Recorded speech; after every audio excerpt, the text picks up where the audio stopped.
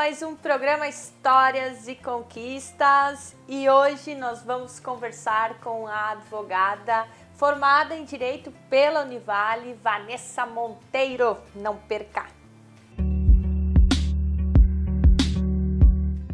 Doutora Vanessa, seja muito bem-vinda ao nosso programa. Muito obrigada pelo convite. Pessoal, a Vanessa é uma colega minha da Comissão do Direito da Moda. Exato. De Balneário Camboriú, a Fashion Law. E, Vanessa, eu sei que você advoga há quanto tempo? Há 3 anos. 3 anos já está no mercado. Uhum. E como é que foi a sua escolha pelo direito? Olha, eu escolhi o direito muito nova, com 17 anos. O meu segundo emprego foi no Fórum de Indaial, que é a minha cidade natal. Eu trabalhava lá, comecei trabalhando na secretaria do Fórum, como a menina das correspondências, assim. Até que os juízes, houve aqueles multirões de conciliação de civil, família, enfim, e eles precisavam de alguém que ajudasse, auxiliasse os demais estagiários para fazer a organização dos processos. E foi ali que eu comecei, que eu tive meu primeiro contato. Eu tinha 16 para 17 anos, eu tive meu primeiro contato com processo físico. Na época era tudo processo físico ainda. Então, ali eu comecei a ler, fui lendo os casos, e até porque para a gente organizar a pauta era organizado por tema, então eu precisava ler o caso para botar na pauta correta. E ali eu tive o primeiro contato com o processo, então eu vi que era aquilo que eu queria fazer, que era aquilo que eu gostava de fazer. Então, quando teve o mutirão, eles me chamaram para assistir as audiências, para começar a ajudar eles todos na questão da organização de audiência, de pauta, das partes ali. Então, eu fui tendo meu primeiro contato, e aquele último ano de 2007, eu morava em Indaial ainda, e ainda trabalhei na Secretaria do Foro. Aí eu tinha que fazer a minha opção de vestibular. Eu ia me formar no terceirão e tinha que fazer a opção de vestibular. E a minha mãe não deu muita opção do tipo assim, não vai fazer vestibular. Não, vai sim, vai fazer. Então, daí eu tinha que vir embora, porque a minha mãe fez um concurso para Itajaí, concurso da Caixa Econômica, e tinha que vir embora para morar com ela. E fiz o vestibular na Univale para Direito, e já passei, e comecei então a cursar, e me apaixonei, assim, conforme o curso foi no decorrer dos módulos, né, de cada um dos semestres, quanto mais contato você tem com o direito, mais eu fui gostando daquilo, e fui me identificando, sempre pendi muito mais para a área civil, sempre trabalhei muito mais com a área civil, tanto estágio em escritório, fórum, então aí foi ali que eu comecei e nunca mais larguei. Eu acho interessante, né? Eu também sou formada em Direito e como os estágios me fizeram bem durante a faculdade. Sim. Eu no primeiro semestre já estava advogando, já era estagiária da advogada. Uhum. E aquilo, quando eu fui estudar processo civil, fez uma diferença muito grande. Então, você vai estudar o que é um processo de execução, o que é uma cautelar, o que é um processo de conhecimento. E aí, você já ter visto isso na prática, porque às vezes a pessoa pega só na teoria e se embanana toda. Então, como isso é importante, né? É extremamente importante. Eu vejo a diferença de quem faz o estágio e de quem não faz o estágio durante a graduação, depois que essa pessoa se forma e efetivamente entra no mercado de trabalho. Porque durante a graduação você tem a teoria, mas você estagiar, seja num gabinete, seja num cartório, ou seja no escritório de advocacia, você tem o processo, você acompanha o processo, você acompanha com outro advogado, você acompanha as audiências, os atendimentos, e você acompanha aquela angústia da parte. Então, isso faz toda a diferença depois que você efetivamente entra no mercado de trabalho e que você é o advogado. É o teu nome que está ali e as pessoas estão contratando você.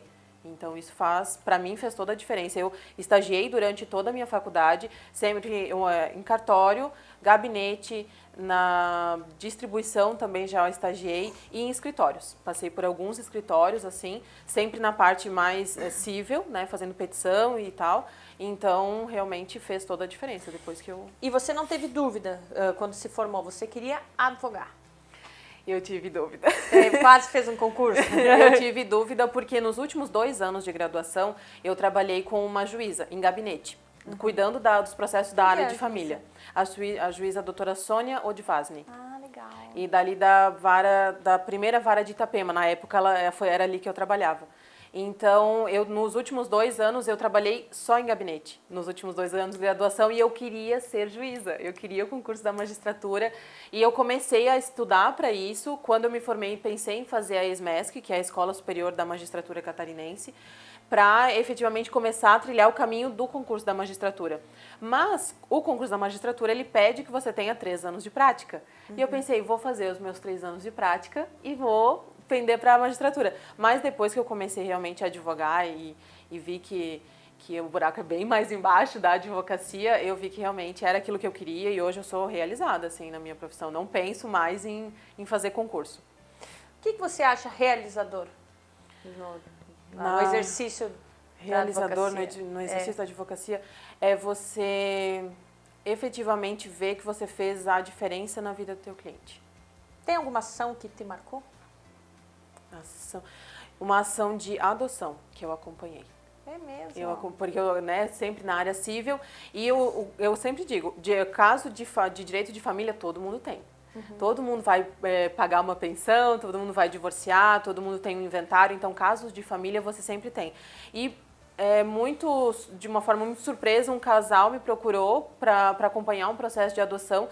E quando eu trabalhava no gabinete na área de família, eu acompanhava os casos de família mais do lado de cá do balcão, que a gente diz. Então, nesse processo, eu estive realmente advogando para o casal. Então, você acompanhar essas visitas do casal no abrigo e não da escolha, mas o processo de adoção é muito uma coisa assim, é a criança que escolhe os pais, entende? Você vai lá e você vê que a criança, ela olha para os pais e ela vê que aqueles são os pais que ela quer para ela, entende? E isso é muito mágico, assim, sabe? E depois de todo o processo, isso é um processo que infelizmente demora, a gente sabe que no Brasil o judiciário está infelizmente bem complicado, atolado de processo, mas realmente assim, quando chegou ao final, demorou 1 ano e meio, quase 2, assim, até realmente sair a sentença que aquela criança era filha daquele casal. E o casal, assim, o casal não era daqui, né, eles eram do Oeste, e levaram a criança para morar com eles. Então, essa questão de comprovar toda a infraestrutura que o casal se dedicou, fez o quartinho da criança, estava com a casa pronta para receber, eles não podiam ter filhos, né? Então, eles optaram por adotar essa criança e acompanhar isso, sabe? Essa diferença, porque é uma diferença na família deles que você está fazendo. Então, é isso que eu acho mágico, assim, na advocacia, que você, às vezes, a gente até não percebe, mas o cliente, ele tem só um processo. Você pode ter vários como advogado, mas o cliente, aquele é o processo da vida dele. Então, você tem a responsabilidade sobre aquele processo. Às vezes, o cliente está te entregando uma coisa extremamente importante, como nesse caso, que era a adoção. Então, esse caso foi bem, bem marcante, assim, para mim. Vanessa, e teve algum momento, assim, de superação da Vanessa? Um momento difícil? Olha, na advocacia mesmo ou na minha vida no todo, vida assim? Como um todo. Olha, quando eu tinha 10 anos, meu pai faleceu.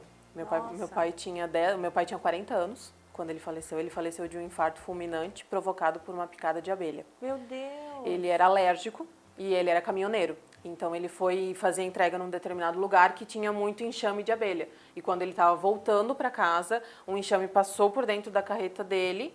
Ele estava com os vidros abertos, né? O enxame passou por dentro e ele foi picado o corpo todo, assim. E como era um lugar muito retirado, ele não deu tempo do socorro. E ele estava dirigindo, ele ainda conseguiu encostar o caminhão e ele acabou falecendo, né? E em decorrência da picada, entrou na corrente sanguínea, provocou um infarto agudo do miocárdio. E ele infartou, acabou falecendo no próprio posto. Foi chamado socorro, mas não deu mais tempo. Então, isso foi uma superação, assim, para nossa família. Para minha mãe, que era casada já há 20 anos com ele, e para minha irmã, que tinha 18 anos na época, e para mim, que tinha 10. Então, depois daquilo, aquilo foi uma reviravolta total na nossa família, que estava tudo estabilizado, tudo tranquilo, o pai em casa, ele era caminhoneiro, ficava mais viajando do que em casa, mas estava tudo certo. Então, foi efetivamente, ele saiu vivo de manhã e voltou morto à noite. Então foi uma reviravolta que a gente teve assim muito grande de não ter mais o pai em casa. E daí eu acabei até, eu acho que às vezes o amadurecimento que eu tive foi em decorrência disso, porque a minha mãe, ela teve alguns problemas de depressão por causa disso, porque imagina, 20 anos casada com a mesma pessoa e do nada assim aquela pessoa é retirada de casa. Então eu e minha irmã, a gente ajudou bastante a minha mãe, a gente se ajudou como um todo, nós três. Então isso foi realmente um momento de superação bem grande da nossa família como um todo. E meu que daí parece que eu tinha só 10 anos, mas parece que dá aquele clique assim, não, vamos fazer certinho assim, sabe? Então depois disso, a gente continuou morando em Indaial, eu morei em Indaial até os 17 anos. E depois vim embora, morar com a minha mãe aqui em Balneário Camboriú. E a gente continuou juntas e a minha irmã continuou morando em Indaial. Mas a gente teve isso foi uma superação da família como um todo, assim. Imagina. E uma grande conquista profissional? Uma grande conquista profissional pode ser a minha formatura, pode ser primeiro diploma de pós-graduação, o meu primeiro procedente. Isso tudo eu considero, assim, vitória, conquistas, bem grandes, bem importantes, assim, profissionais. Muito bem, temos que dar um tempo pro break, daqui a pouquinho estamos de volta.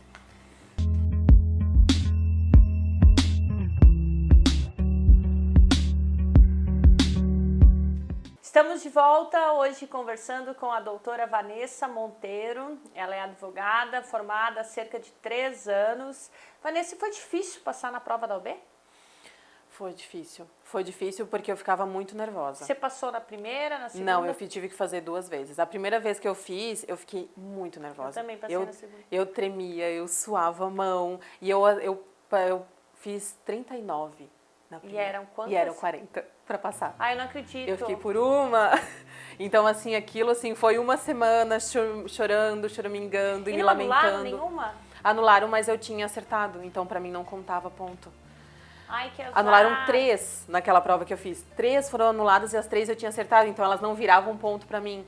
Sim. Daí, não teve jeito. Eu tive que enxugar as minhas lágrimas e fazer de novo. Daí, depois, quando eu passei, também eu fiz, tipo, 50 e poucas, assim, sabe? Passei sobrando. Na hora, na verdade, a gente fica angustiado, mas depois nem não dá bola, tem jeito, né? não tem jeito, tem que fazer a prova. Tem que fazer. Se a pessoa quer realmente advogar, quer ter a OAB, tem que fazer a prova, tem que enxugar as lágrimas. E aí tem a segunda fase, Tem né? a segunda fase. E a segunda fase você passou. Eu passei de primeira. E fiz em civil, passei de primeira, não tive problema. Porque como exatamente essa questão do estágio, eu já tinha trabalhado em escritório por muito tempo, então eu já sabia fazer peça, caiu um recurso especial na minha prova.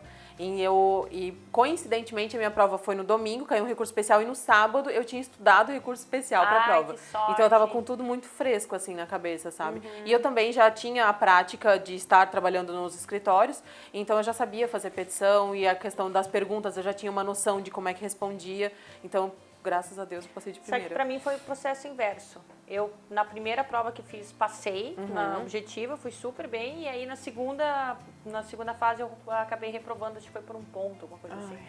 Vanessa, e eu sei que hoje você faz pós-graduação em processo civil. Direito Civil Avançado. Direito Civil Avançado, Isso. na Univale. A tua especialidade, uma das coisas que você mais gosta é contratos. Contratos. E eu acho uma matéria interessantíssima, né? Porque as pessoas têm muita dúvida, às vezes, se... eu fiz um contrato verbal com aquela pessoa. Não, mas eu fiz um contrato só que verbal. E aí, vale ou não vale o contrato verbal? Olha, o contrato verbal, o que é o complicado do contrato verbal? É você... Porque se der algum problema, você não tem nada por escrito. Então, se você precisar discutir, você tem que entrar com uma ação para primeiro provar que existia um contrato verbal. Para então você fazer a rescisão, revisão, distrato, qualquer coisa, primeiro você tem que entrar com uma ação para comprovar que existia um contrato. E esses dias eu entrei com uma ação de um contrato verbal de locação. Isso é uma coisa muito normal aqui em Balneário Camboriú, tanto de contrato de temporada, contrato anual, é muito normal as pessoas fazerem contrato verbal de locação. Você cede o apartamento, a pessoa vai pagando aluguel e não tem nada por escrito de como é que a coisa realmente vai funcionar. Então, é complicado porque você tem que entrar com a ação para comprovar que existe um contrato e você tem que ter alguma forma, alguma prova de que houve aquele contrato verbal. Seja uma conversa de WhatsApp, sejam e-mails trocados, seja alguma prova, você testemunha, alguém. Que aquela tem que pessoa saber. está morando lá, inclusive, que houve Exato. o contrato verbal. Exatamente. Daí o valor, tudo tu tem que provar. Tem que provar. Isso tudo vai ter que ser provado judicialmente. E aí é interessante, porque às vezes as pessoas deixam de fazer o contrato, às vezes contratar um advogado, né? Aí dá um problema quando vê. Sim, acontece bastante da pessoa do Google fazer o contrato. A pessoa joga ali o tipo de contrato que ela precisa e no Google vai aparecer milhares de contratos, né? Tudo existe no Google. Então, a pessoa vai fazer ali um Ctrl+C, Ctrl+V. Só que a gente sabe que, querendo ou não, nós, como advogados, a gente estudou 5 anos. Então, tem muitos advogados que têm já uma especialização nessa área específica de contrato, de direito imobiliário. Então, isso é muito importante. Você contratar uma pessoa que vai saber colocar as cláusulas que precisam, aquilo que efetivamente tem que constar no contrato, para caso venha realmente, não, a pessoa não te pagou, você tem que discutir esse contrato, você tem que executar esse contrato, ele é muito mais fácil porque ele vai estar completo. Ele vai ter tudo que você precisa para uma futura ação, uma possível ação, ele já vai ter tudo ali já vai ter tudo por escrito. E de uma forma geral, o que é necessário num contrato? O que é necessário no contrato? Qualificação das partes, qualificação completa. Eu já fiz contratos que tem o nome e o CPF só. E até é legal isso aí, porque às vezes as pessoas não colocam o endereço, depois tu tem que citar uma pessoa judicialmente e vai procurar e achar onde essa pessoa. Sim, exatamente. Então, a qualificação completa, eu sempre digo, com todos os documentos possíveis que você tiver da pessoa, endereço completo, o objeto do contrato, do que se trata aquele contrato, seja de locação, seja uma compra e venda, de repente comodato, empréstimo, qualquer coisa, o objeto discriminado do contrato, o valor do contrato, porque caso você venha executar, ele tem que ter um valor certo, líquido e exigível, e isso é um dos pressupostos, né, da execução. Demais cláusulas, de repente, você está comprando alguma coisa de um valor um pouco mais alto, qual é a forma de pagamento? É à vista? É parcelado? O parcelamento vai ser feito de que forma? Através de depósito? Através de pagamento em espécie? Como é que vai ser feito? Botar bem discriminado isso efetivamente. Foro de discussão, caso você venha a ter que discutir esse contrato, qual é a cidade que vai ser discutido. A assinatura de 2 testemunhas é imprescindível. E como é que funciona? Até é legal isso aí, porque eu sei que daí ele tem força executiva, isso, Exato. né? É a mesma coisa que fosse registrado em cartório. Exatamente. Exatamente. Até o contrato, ele é melhor que você tenha 2 testemunhas assinando do que você não tenha as 2 testemunhas, mas reconheça ele em cartório. Mas essas testemunhas, eu vejo que tem gente que faz assim, deixa lá testemunhas, aí 2, não sei o que, e aí quando der um problema, vai lá e assina qualquer testemunha. Sim. Isso pode acontecer? Como é que é? Na verdade, não poderia, né? Não poderia acontecer. Porque o certo realmente é quando você assina, as duas partes. Presentes. Isso, as duas partes estão ali assinando em conjunto, já chama 2 pessoas que estão assinando. Então, você leva uma cópia, a outra parte leva uma cópia e todo mundo já leva a sua cópia devidamente assinada pelas 2 testemunhas. Interessante, então. Para o pessoal explicar, porque daí você tem força executiva. O que é força executiva? A força executiva é você poder entrar direto com uma ação de execução que ela é muito mais rápida do que um processo de conhecimento. Então, o processo de execução é muito mais rápido. Assim, eu sempre digo, coloca 2 testemunhas que você, caso tenha que executar esse contrato, você já ganha uns 3 anos. Uns 3 anos. Exatamente. Exatamente. E essa é a área que você mais gosta? Que eu mais gosto.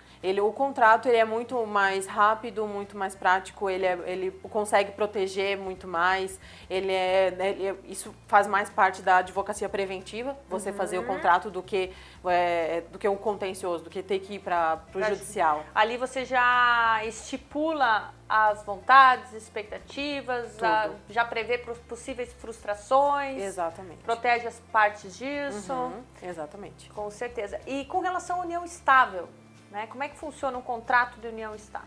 Então, ele teve bastante discussão já por conta desse contrato de união estável, mas eu penso que ele é muito... É bom você... É como um outro contrato. A união estável, ela é uma sociedade. ele vai ter o sentimento envolvido, mas ele é como se você fizesse uma sociedade com uma outra pessoa. Então é bom você deixar claro tudo aquilo, como é que a união estável ela vai ser regida, porque se não tiver nenhum tipo de contrato, ela é regida pela comunhão parcial de bens.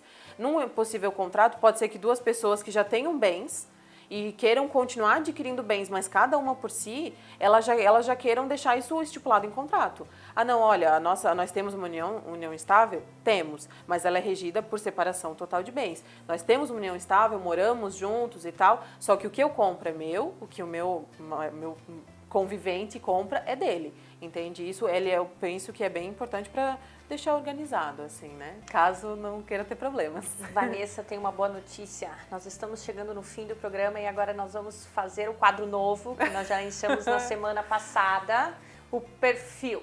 Certo. São perguntas rápidas. Certo, vamos lá. Idade, 27 anos. família, Tudo, a base, tudo. trabalho, Ai, tudo também.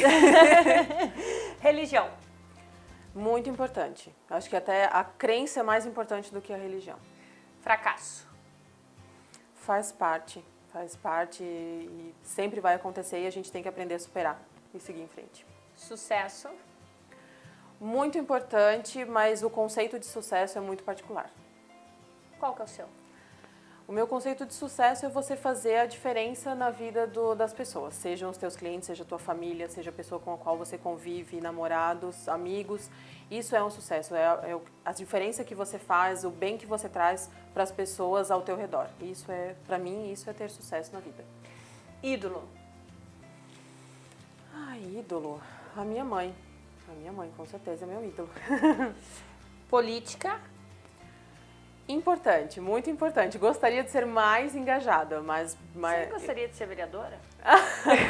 nunca pensei nisso, nunca pensei em participar, em ter uma vida política ativa. Eu acompanho notícias políticas, até porque a gente tem que estar bem informado, mas eu acompanho nos bastidores e não sou aquela defensora ferrenha de um determinado partido. Eu tenho as minhas convicções. Penso que o nosso cenário político não é péssimo, para ser bem sincera, é péssimo, mas eu acho que a gente tem que acompanhar, mas a gente tem que aprender a superar e tem que aprender, não a superar, mas aprender a respeitar a opinião do outro. Eu acho que isso está faltando de uma forma muito importante, assim. Topa tudo por dinheiro? Não. Brasil, É o país que eu amo morar. Nós temos os nossos problemas, mas é um país excepcional. A receptividade do brasileiro, por onde quer que a gente viaje, é imensa. pior defeito, Ai, meu Deus, meu pior defeito, teimosia, maior qualidade, persistência. medo, Medo de perder as pessoas que eu amo, as minhas pessoas mais próximas, assim. sonho, Sucesso profissional, uma família estabilizada e casar, ter filhos. Mas esses são os meus sonhos, ter sucesso profissional. Vanessa, muito obrigada pela sua participação. Está aprovada. Muito obrigada. Obrigada pela sua participação, pela sua disponibilidade. Eu que agradeço o convite e agradeço o espaço e que a gente possa voltar outras vezes para contar as minhas conquistas. Com certeza. Pessoal, quero fazer também um agradecimento bem especial para as lojas Atrativa, aqui na Oswaldo Reis, 1540. E a você, nosso telespectador, fiquem com Deus e até semana que vem.